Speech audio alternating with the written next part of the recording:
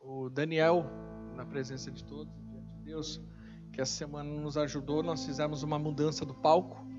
Nós usávamos um palco alugado, estávamos gastando dinheiro com aquilo, e essa semana eu falei, não posso ficar gastando dinheiro desse jeito. E aí nós, com a ajuda do Daniel e mais alguns irmãos, claro, principalmente da minha equipe, que me ajudou muito, conseguimos aqui construir um palco novo e está firme, então, e é de graça. Então vai dar tudo certo, em nome de Jesus. Hoje é um dia atípico. Nós tivemos a noite de ontem um temporal aqui na cidade, muito grande, né? Confesso aos irmãos que choveu até pedra. Falei, meu Deus, e agora? E algumas pessoas me perguntando como que vai ser amanhã. Falei, eu estou nessa palavra que o Éder acabou de ministrar. Basta cada dia o seu mal. Viemos para cá hoje cedo, acordei bem cedo, na verdade. Eu estava ainda bem nublado o tempo. Mandei mensagem para o Marcos, falei, Marcos, vamos ver o que vai dar para fazer. Se estiver chovendo, não sobe a banda e eu prego de guarda-chuva e nós vamos se virar. Chegamos aqui, já não tinha energia, mas graças a Deus, para a honra e glória do Senhor, Deus cuidou de tudo, né? Chegou energia, conseguimos montar o palco, a banda funcionou e o dia está limpo, e glória a Deus por isso. E para finalizar, ainda tomei um gole de café lá dentro. E isso é glória demais, irmãos. Um negócio desse aí, ó. Se eu tomei café, é isso aí. Você se prepara porque Jesus está voltando. Então, você cuida aí. Eu queria pedir aos irmãos amados, irmãs amadas, deem o nome para colocar na lista. O pessoal da diaconia tem reclamado muito comigo, e com todo direito, porque eles são os que organizam isso. Tem alguns irmãos que não dão nome para colocar na lista, e aí chega aqui e não está o nome na lista, e aí complica a vida dos irmãos ali. Então, durante a semana, você não precisa nem... Já pode hoje, se você quiser no WhatsApp da igreja, já começar. Guarda meu horário lá das 9 ou das 10h30. Porque aparece, aí eles ficam tudo confusos, não está o nome na lista, o que a gente faz? Então, só peço a ajuda dos irmãos para a organização. Mas vamos lá, eu quero compartilhar uma palavra com os irmãos, e eu quero ser bem objetivo por causa do meu horário,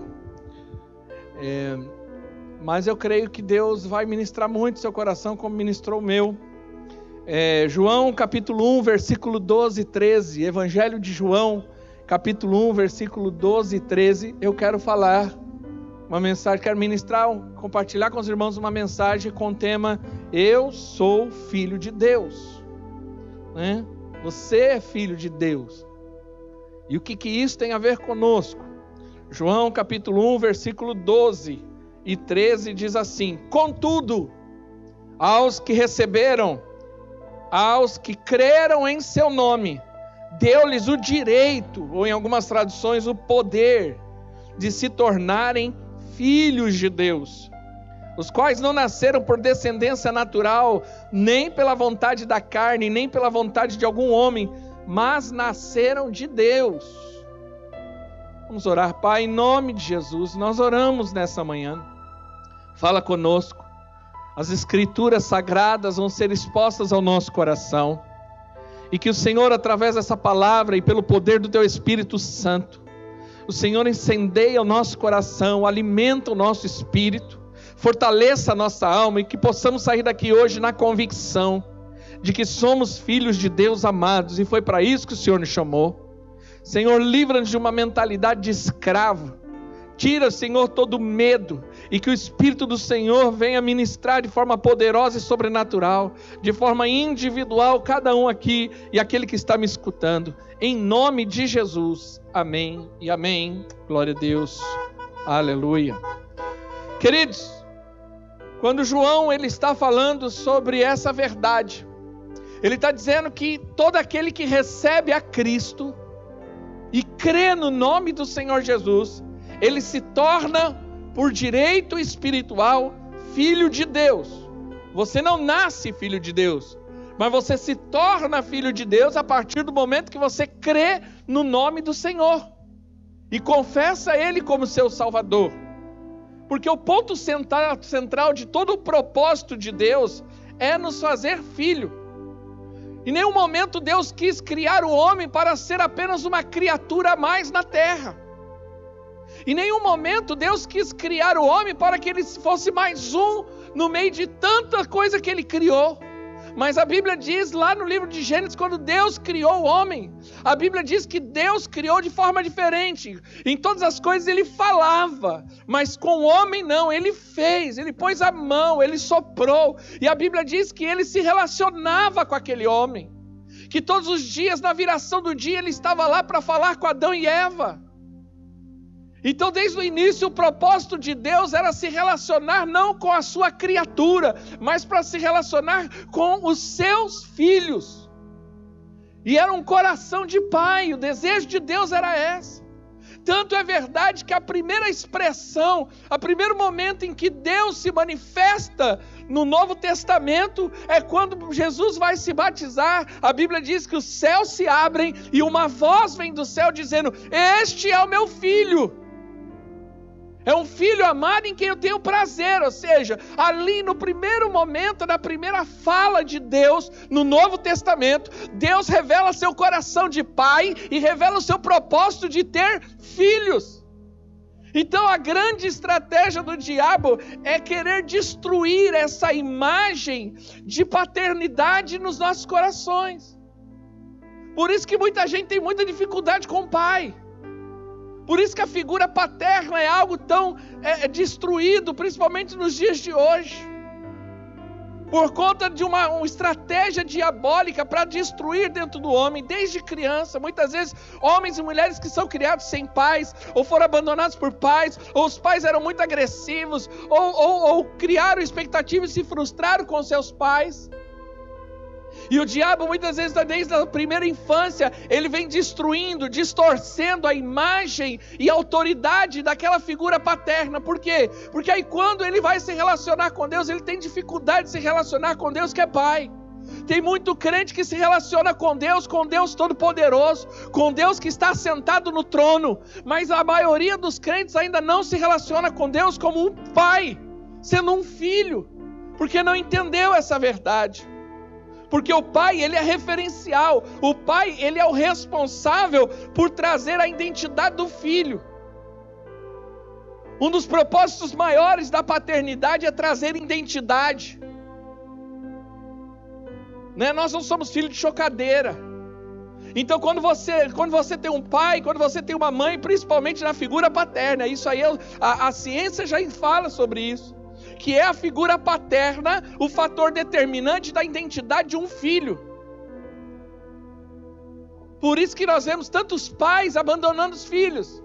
É raro nós vermos mães abandonando os filhos, mas pai é muito comum. O espírito de bastardia é muito comum, principalmente na nossa nação.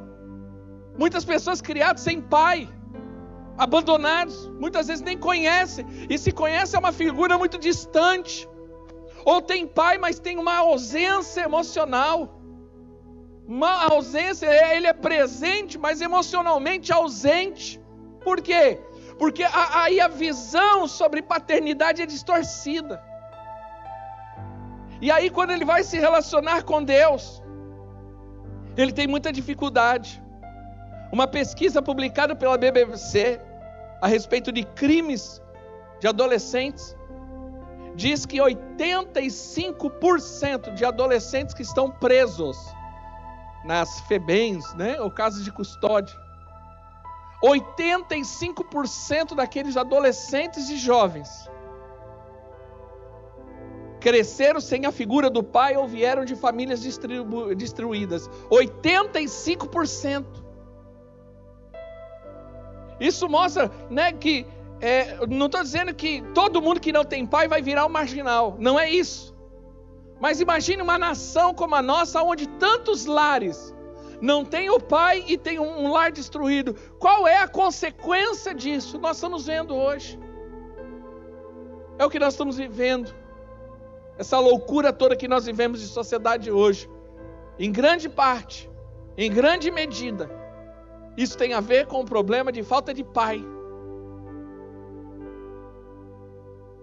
Portanto, nós precisamos permanecer na posição de filhos para desfrutar da herança, porque é possível você ser filho de Deus, mas ainda não desfrutar da herança de Deus.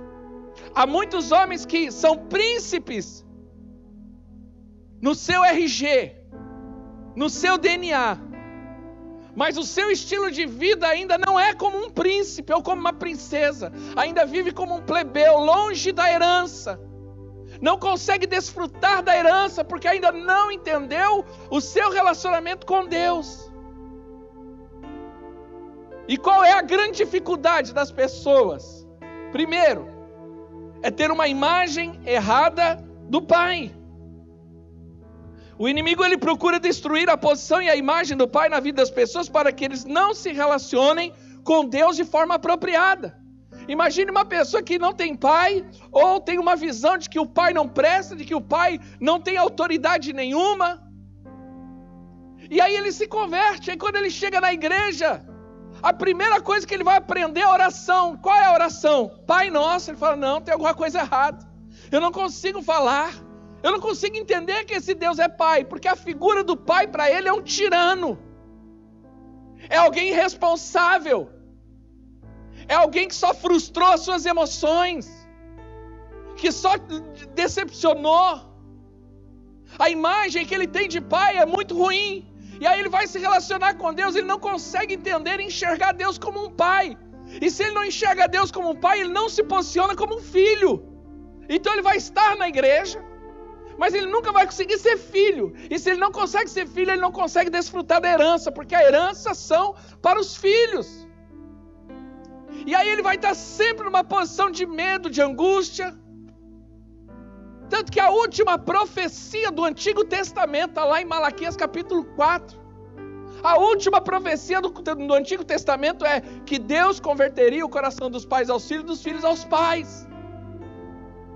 A primeira palavra de Deus no Novo Testamento é: eu sou um pai, esse é o meu filho. E uma das últimas profecias do Apocalipse é que aqueles que recebem a herança receberão porque são filhos. Então entenda que Deus quer se relacionar com o homem como o pai se relaciona com o filho. Mas qual a sua imagem de pai? E como você é como filho? Porque se eu não tenho uma boa referência de pai, eu também não consigo ser filho. Eu lido com gente todos os dias e percebo que a maioria das pessoas tem dificuldade de ser filho. Na verdade, elas nem sabem o que é ser filho. Então o inimigo ele tenta destruir essa posição e essa imagem do pai, para que ele se relacione de forma errada. Perceba Adão, quando o inimigo distorceu ali as circunstâncias ali no Éden, qual foi a primeira coisa que Adão fez? Fugiu de medo. Adão se escondeu, porque a visão que ele tinha de Deus é que Deus era um homem ruim, tirano, e que se ele não se escondesse, Deus iria matá-lo. Então perceba que a relação de Adão era uma relação que? De medo. Uma relação de que, não, esse Deus, ele é o seguinte: enquanto estava tudo correndo bem, ele era legal comigo, mas o dia que eu errei eu preciso fugir, porque se eu não fugir, ele acaba comigo. E tem muita gente se relacionando com Deus dessa forma. O irmão do filho pródigo é a mesma coisa. O irmão foi embora, gastou todo o dinheiro, voltou para a casa do pai, o pai vem, o abraça, o recebe, faz uma festa. Nesse momento chega o irmão, provavelmente mais velho, e olha tudo aquilo, e fica indignado, porque o pai está restituindo ao filho. E ele fala: eu estou aqui esse tempo todo, e você não faz nada para mim. Por quê? Porque aquele filho indignado, com o coração tomado de justiça própria, com inveja, com ciúmes, ele na verdade ele não entendeu que ele era filho, ele se comportava como um empregado. O primeiro filho que foi embora falou: eu vou voltar, mas eu volto como empregado. Tá, beleza, se eu já voltar como empregado e comer como os empregados do meu pai, eu estou bem. O outro, por contrário, não, ele já se comportava como empregado, como um assalariado. Tanto que o pai vira para ele e fala assim: mas você tem tudo. Você tem tudo. Era só você falar: olha, eu quero. Você já podia estar desfrutando de tudo isso. Mas por conta de um coração errado, de uma visão errada, ele não conseguiu se relacionar com o pai dele e nem desfrutar daquilo que o pai dele tinha. Perceba, o pai dele tinha de tudo, mas ele estava dentro da casa do pai, mas não conseguia desfrutar de nada. Outros também, a dificuldade é porque se relacionam na base do merecimento. Por que muita gente tem dificuldade de se relacionar com Deus como um pai? Porque eles querem se relacionar baseado no merecimento, na justiça própria. Ou seja, é como eu disse de Adão. Enquanto Adão estava bem, ele estava bem com Deus. Aí o dia que ele errou, ele achou que Deus não queria mais nada com ele, porque agora ele não merecia mais a atenção de Deus, porque ele fez algo errado. É gente que se relaciona à base do merecimento. A semana que ele está bem, a semana que ele ora, a semana que ele jejua, a semana que ele lê Bíblia, aí sim ele vem contente. Ele vem contente para o culto, ele vai contente para a célula, ele vai liderar contente. Por quê? Porque ele fala, não, eu estou cheio da unção, eu vou. Mas a semana que ele não comporta bem, que ele não ora o suficiente, que ele não jejua, que ele deu uma pisada na bola, aí ele já começa a ter sentimentos autodestrutivos. Pessoas que se abortam. Ou seja, que, não, eu vou abandonar tudo, eu vou desistir de tudo, eu não vou para a célula, eu não vou liderar, eu não vou nem para o culto, eu não vou, por quê? Porque essa semana não comportei bem, ou seja, vive nessa angústia. Porque não entendeu o coração do pai. E ele não entendeu o que é filho. Porque o verdadeiro filho é aquele que quando tem problema corre para o pai. Uma criança pequena, quando ela tem um problema, ela grita, pai! Ela sai correndo aos braços do pai, ela quer o aconchego, ela quer a segurança do colo do pai. Toda criança pequena faz isso, por quê? Porque ela sabe que é no pai que ela tem a segurança, mas porque ela é filho. Mas o orgulhoso não. O orgulhoso foge do pai, porque ele tem medo, porque ele se relaciona na base do merecimento. E o problema de se relacionar na base do merecimento é porque isso só traz frustração. Por quê? Porque nós começamos a criar expectativas erradas. Você já viu? Por que tem muito filho que é decepcionado com o pai? O pai natural, né? Porque ele queria que o pai dele fosse um tipo de pai que o pai dele não é. Ou a mãe. Então ele queria que fosse um pai, o paizão, o pai que fosse jogar bola, o pai que fosse brincar com ele, que ensinasse ele a nadar, o paizão que brincasse de lutinha com ele, a mãe amigona, a mãe que compartilha, a mãe que sofre junto. Mas a pessoa que você tem como pai e mãe não é nada disso.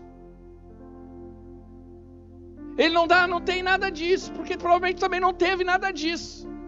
E aí a gente fica achando e fica triste, porque, poxa, o pai do meu amigo faz isso, mas o meu não faz. A mãe da minha amiga faz isso, mas a minha não faz. Aí a gente fica se frustrando, e é frustração em cima de frustração.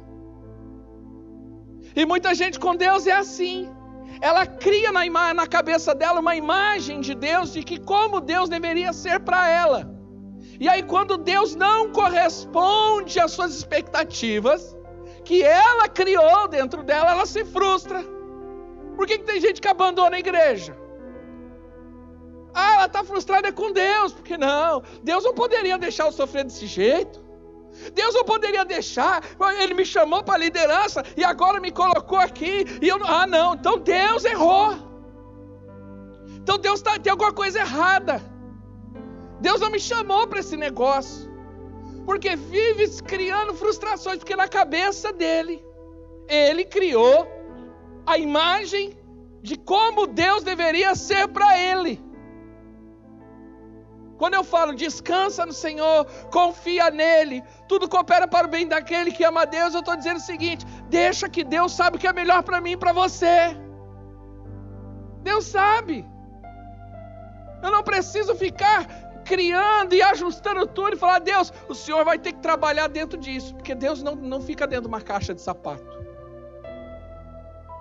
É Deus que faz os planos e você se move dentro dos planos de Deus. Não é você que faz os planos e Deus tem que se mover dentro dos seus planos. Quantos estão compreendendo? Diga amém. É Deus. Então é Deus que faz, não sou eu.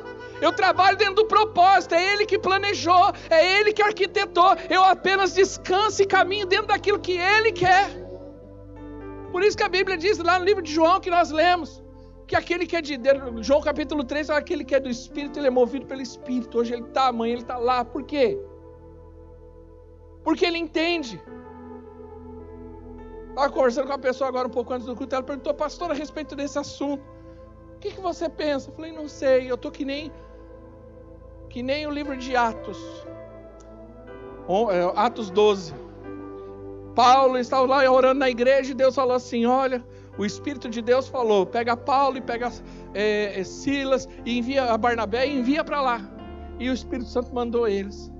Eu falei, se Deus falar para ir para lá, a gente vai. Se Deus falar para ficar aqui, a gente fica. Se Deus mandar ir para outro lugar do mundo, nós vamos. Porque nós nos movemos dentro do projeto de Deus. E sabemos que Deus cuida de nós. E outros ainda, quando se relacionam com Deus na base do merecimento, vivem debaixo do medo. Como tem crente com medo? Medo de Deus. Sabe? Mas por que tem medo? Porque não tem uma visão correta de Deus. Acha que Deus é um tirano, em que está esperando a gente só dar uma trupicada para descer fogo na nossa cabeça. Então aí quando as coisas não vão do jeito que ele acha que Deus está triste com ele. Então na semana que começa a dar as coisas erradas, Deus não gosta de mim não, porque se Deus gostasse de mim, não ia chover do jeito que choveu ontem. Se Deus gostasse de mim, aquele negócio lá ia dar certo. Se não deu certo, aquela porta ia abrir. Se não abriu, é porque alguma coisa... não, tem alguma coisa de errado que eu fiz. E Deus vai estar triste comigo. E ela vive com medo. E medo é incredulidade. Por isso que a Bíblia diz que o amor lança fora todo medo. É como uma criança, acho que quem tem filho já fez isso, vou fazer isso com as minhas filhas. Você está dentro da piscina, você coloca o bebezinho lá de pé na banheira da piscina, você fala pula, a criança pula, ela não hesita. Por quê? Porque ela não está preocupada com a profundidade da piscina, ela não pensa se ela sabe nadar ou não, ela não fica ali raciocinando que ela precisa, não, ela não está preocupada com nada disso. Ela nem percebe que ela não respira embaixo d'água, ela apenas pula. Aquele que confia, ele pula, porque ele sabe que tem um pai que vai segurar. O filho nunca tem medo. Quantos estão entendendo? Diga amém. Aleluia. Agora olhe Gálatas capítulo 4. Abre comigo lá, Gálatas 4.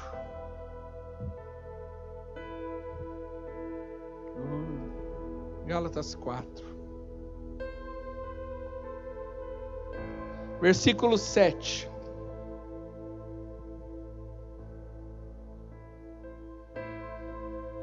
Diz assim, Paulo, a igreja da Galácia, capítulo 4, versículo 7. Assim, você já não é mais escravo, mas filho. E por ser filho, Deus também o tornou herdeiro. Perceba que o escravo não herda nada. Escravos não têm direito. Mas o direito da herança é para os filhos. Agora, a questão é a seguinte, você é filho. Quem é filho, dá um glória a Deus com a buzina de algum jeito. Aleluia. Amém. Agora nós precisamos entender uma coisa. Você é o filho maduro ou imaturo? Porque não basta ser filho. Todo filho tem por direito a herança. Mas ele só se apropria da herança quando ele se torna maduro. E quando Paulo está ensinando a igreja da Galácia, ele está justamente falando que a lei era a imaturidade, mas o maduro anda debaixo da graça. Capítulo 4, versículo 1, vamos ler todo mundo lá. 4:1 diz assim: digo, porém, que enquanto o herdeiro é menor de idade, em nada difere de um escravo, embora seja dono de tudo, No entanto, ele está sujeito a guardiães e administradores até o tempo determinado por seu pai. Assim também nós, quando éramos menores, estávamos escravizados aos princípios elementares desse mundo. Mas quando chegou a plenitude do tempo, Deus enviou seu Filho, nascido de mulher, nascido debaixo da lei, a fim de redimir os que estavam sobre a lei, para que recebêssemos a adoção de filhos. E porque vocês são filhos, Deus enviou o Espírito do seu Filho aos seus corações, o qual clama, Abba, Pai. Paizinho querido, essa expressão. Assim você já não é mais escravo, mas filho. E por ser filho, Deus também o tornou herdeiro. Quando Paulo está escrevendo à igreja da Galácia, ele está falando, olha, enquanto você é menor, você ainda está sobre a condição de tutores, de administradores. Ou seja, a sua condição e a de um escravo é a mesma. Você não tem direitos. Você não pode se apropriar ainda daquilo que é seu de fato. Por quê? Porque você ainda é menor. Essa palavra menor no versículo 1, ela é no grego népios. E essa palavra é para infantil. Algumas traduções colocam filho, e a palavra filho é infantil, é népios. Ou seja, não basta eu ser filho, eu tenho que ser um filho maduro. O filho maduro, por quê? Porque tem gente que é filho, mas ele é um filho infantil, mimado. Entendeu? O que é isso? É uma pessoa mimada, carnal. A Bíblia diz que o espiritual, ele é maduro. Ele discerne as coisas, ele tem compreensões, ele tem discernimento entre o que é o certo e o que é errado, entre o que é de Deus e o que não é de Deus. Ele não se envolve, né? A Bíblia diz em Efésios 4 que nós precisamos amadurecer para que não sejamos levados com vento de doutrina, com ensinos errados, como crianças inconstantes. Não estão desfrutando do favor, não estão desfrutando ainda da herança do Senhor, porque ainda não amadureceu, porque ainda é uma criança. Vive debaixo da lei, cheio de justiça própria, cheio de inveja no coração, não consegue ver outro ser abençoado que fica mal, não consegue ver outro testemunhando uma bênção que já fica chateado. Criança é assim, ela não consegue compartilhar, ela não consegue, ela vive cheia de injustiça própria, inveja, ciúmes, a confusão. Isso tudo é um sinal de justiça própria. Criança é assim, é tomado pelo sentimento de que você tem que ser merecedor. Então ela vive tentando merecer a aprovação do pai. Criança, tem muito disso também. Ela vem e fala, olha pai, olha que bonito. Olha, ela está tentando chamar a atenção do pai. Ela não entendeu que ela é filha, que ele é filho. Então você não tem que conquistar o coração de Deus. Nós não estamos aqui para tentar conquistar o coração de Deus. A minha adoração, o meu louvor, a minha vida não é para conquistar o coração de Deus. Deus já conquistou o meu coração. Agora eu só me relaciono com Ele, como um filho se relaciona com o pai. Mas eu não tento aqui fazer as coisas para merecer. Olha a oração de alguns. Olha Deus, essa semana eu orei. Essa semana eu jejuei. Quando ele está mal financeiramente, aí ele vê o outro prosperando, ele fala assim, Deus, tem alguma coisa errada, eu dei o meu dízimo, o Senhor está errando em alguma coisa, porque eu dei o dízimo.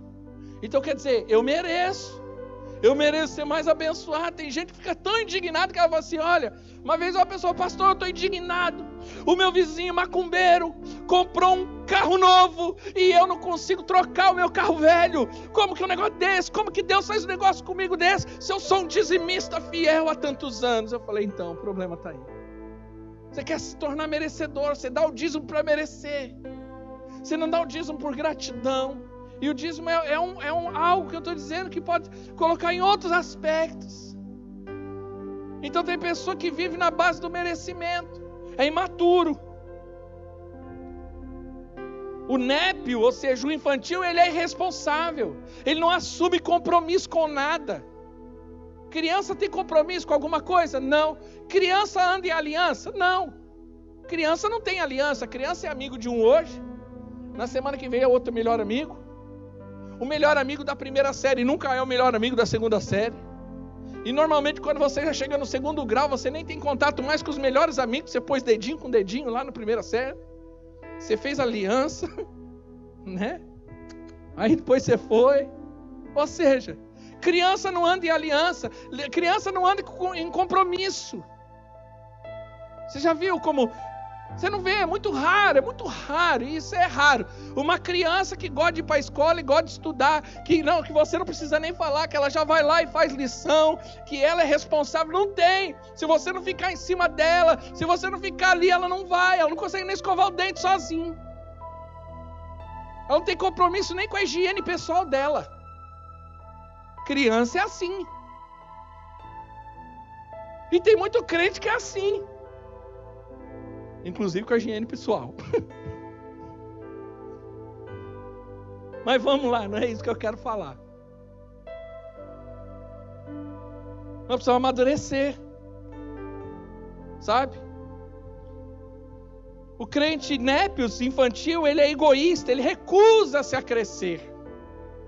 Então o que te faz crescer? O que te faz crescer são as circunstâncias, as adversidades. Como um vento, uma pipa sobe com um vento contrário. Às vezes as circunstâncias contrárias, elas são para o seu crescimento. A Bíblia diz que a correção, em Hebreus 12 diz que a correção, ela no começo não é boa, mas ela produz um fruto. Você cresce quando você tem pessoas que te orientam, que te direcionam, quando você adquire a capacidade de poder ouvir, às vezes até uma correção de alguém que a ama.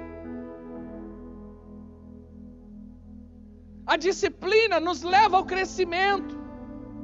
Responder à vontade de Deus nos leva ao crescimento. Mas tem crente que se recusa a crescer. Então o seu pai às vezes é dono de um grande empresário. Mas você poderia estar andando de Ferrari. No máximo que você anda hoje é numa bicicletinha monareta. Entendeu? Como tinha na minha época, que dobrava no meio ainda. Os mais velhos vão lembrar disso. Com garupa. Eu levava meu irmão na garupa, eu ia. Era o que podia. Agora, versículo 7 diz assim: assim você já não é mais escravo, mas filho. E por ser filho, Deus também o tornou herdeiro. Essa palavra filho, ela tem uma outra tradução, é huios. A palavra ui fala do filho maduro. Toda vez que se refere a Cristo como filho, você vai ver lá na tradução huios, ou seja, filho maduro. O filho maduro, ele entende o seu papel, ele é responsável. Ele assume as responsabilidades da casa. Ele assume as responsabilidades da vida, do reino. Ele é responsável por si e por outros. Ele é cheio do Espírito Santo. É interessante que quando fala a respeito do filho imaturo, fala que ele precisa de alguém para ajudar ele a ser conduzido. Mas o maduro ele não precisa. Ele tem o Espírito Santo dele que o conduz. A palavra de Deus o conduz. A palavra de Deus é uma realidade. E é interessante que o filho maduro, ele vive na graça. Enquanto o filho imaturo é da lei. É no merecimento, é na justiça própria. Mas o filho maduro, ele vive na graça. Mas perceba uma coisa. Ele está na graça, mas ele não usa da graça para ser licencioso ou irresponsável. Entendeu? Então ele tem a liberdade. Mas ele não é irresponsável. Então uma criança não pode ir na cozinha, cozinhar, pôr uma água para esquentar, pôr a frigideira com óleo. Já o maduro tem, mas o maduro ele tem uma responsabilidade, não abusa daquilo. Ou seja, ele sabe que existem limites, porque ele pode se machucar ou machucar outros. Ele pode trazer um problema. Então ele tem essa responsabilidade. Então ele vive na graça, mas ele não usa da graça como um artifício para viver na licenciosidade ou na irresponsabilidade. Não, ele tem essa responsabilidade, e aí sim ele se torna herdeiro. E para concluir, Apocalipse capítulo 21, versículos 6 e 7. Abre comigo, por favor. Quero estar encerrando. Apocalipse capítulo 21, versículos 6 e 7. Uma das últimas promessas do Novo Testamento. Versículo 6 do capítulo 21 de Apocalipse diz: está feito. Ou seja, tudo já está pronto. Eu sou o Alfa e o Ômega, o princípio e o fim. A quem tiver sede darei de beber gratuitamente da fonte da água da vida. E o vencedor herdará tudo isso. E eu serei o seu Deus e ele será o meu filho. O vencedor e herdeiro é aquele que é filho. Quando eu sei que eu sou um vencedor, porque o meu ministério cresceu, porque a minha célula multiplicou, porque eu dei muitos frutos. Não. Eu sei que eu sou um vencedor quando eu sou filho, quando eu tenho um coração de filho, quando eu entendo que Deus é meu Pai. Ele não é apenas o meu Criador, Ele não é apenas o grande El Shaddai, o Todo-Poderoso, mas Ele é o meu Pai. E como Pai, eu sei que eu descanso nele, e Ele cuida de mim, e eu me torno filho, com coração de filho. E aí eu não vivo mais da base do merecimento, ou tentando merecer o coração, querendo chamar a atenção do meu pai. Olha, Deus, essa semana eu fui santo, hein? Eu estou me comportando bonzinho, eu estou legal. Não. Eu me comporto bem, não para querer merecer. Mas o coração do meu pai é tão amoroso, que não tem outra atitude senão me comportar bem. Porém, caso eu me comporte mal, eu não vou ficar com medo. Medo de que amanhã não vai dar certo, medo de que eu possa ser fulminado, medo de que alguma coisa pode dar errado, medo do amanhã. Você não precisa ter medo do amanhã. Você tem um Deus que é Pai. Nós estávamos aqui e já tinha acabado a energia, não tinha hora para voltar a energia. Eu me lembro que eu estava entrando na minha sala, estava tudo escuro lá dentro. Mateus veio conversar comigo, ele falou: pastor, o que você vai fazer? Eu falei: a única coisa que eu posso fazer, ajoelhar e orar. E foi isso que eu fiz, na minha sala escura, ajoelhei e falei: Pai, eu sou teu filho, e eu quero que eles entendam que eles são seus filhos. Eu só preciso de uma coisa, em nome de Jesus, volta a energia. Diante de Deus eu fiz essa oração. Na hora, a energia voltou. O Mateus virou e falou assim para mim: você é filho. Você é filho. Aleluia. Eu queria orar por você hoje. Feche seus olhos nessa manhã. Eu quero fazer uma oração. Quero te pedir em nome de Jesus. Há pessoas aqui que tiveram pais, ou não tiveram pais, ou tem uma figura distorcida do seu pai, e por causa disso, inconscientemente, tem dificuldade de se relacionar com Deus como pai. Mas hoje Deus te trouxe neste lugar e falou com você como um pai, fala um filho. Ele quer restaurar a sua identidade. Ele quer restaurar a sua identidade de filho. E quebrar todas as cadeias em que o diabo produziu nesses anos todos para destruir a imagem de um pai. Às vezes um pai tirano, um pai ausente, um pai problemático. Mas você não precisa ter medo de Deus, porque Deus é o teu pai. E Ele não está triste ou chateado com você porque por algum motivo você falhou. Não. Ele é o pai do filho pródigo, que quando olhou o filho voltando de longe, ele saiu correndo e abraçou o filho, beijou o filho, restituiu a posição do filho, porque é esse o desejo de Deus. Jesus Cristo morreu na cruz do Calvário para que eu e você nos tornássemos verdadeiros e genuínos filhos de Deus. Oh Espírito Santo, restitui, restaura, renova agora os corações. A minha oração, Pai, traz cura sobre esse coração ferido. Senhor, eu repreendo agora todo espírito de orfandade. Pessoas que se sentem órfãos, abandonadas, que foram deixadas. E muitas dessas pessoas têm esse mesmo sentimento com Deus. Acho que Deus não se preocupa com ela. Acho que Deus não se importa com ela, porque o pai dela natural não se importava. Mas hoje o Senhor está trazendo uma cura no seu coração. E o Senhor te diz nessa manhã mesmo que você tem um pai natural. Ou você não teve, porque ele te abandonou, ou porque ele foi muito duro, ou porque ele falhou, ou ele não foi o pai que você gostaria que ele fosse. Eu quero te dizer, Deus é o teu pai.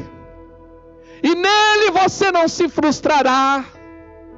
Nele você não vai se decepcionar, porque ele é o teu pai, o pai perfeito, o pai das luzes, como diz a palavra.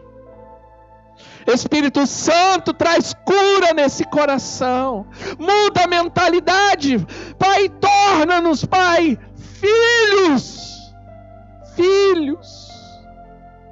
Diga para Deus, você é filho. Diga para Deus, você é filho, você não tem mais medo de Deus. Você não é escravo. Diga, eu não sou escravo do medo, eu sou filho de Deus.